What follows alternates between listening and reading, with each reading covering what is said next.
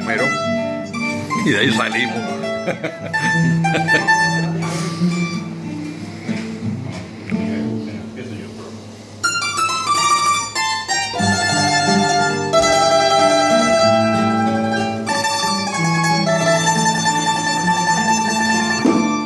Después que nos besamos con el alma y con la vida,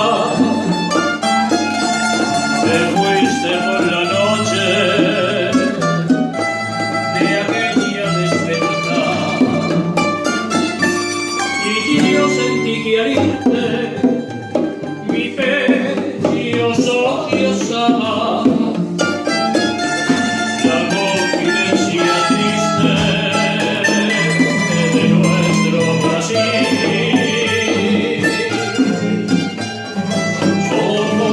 Un sueño imposible que busca la noche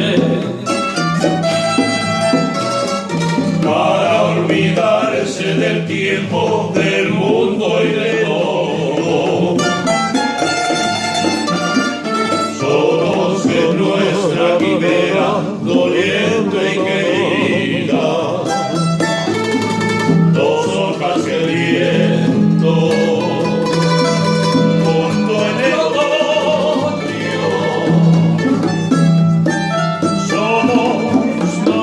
en uno que amando se muere,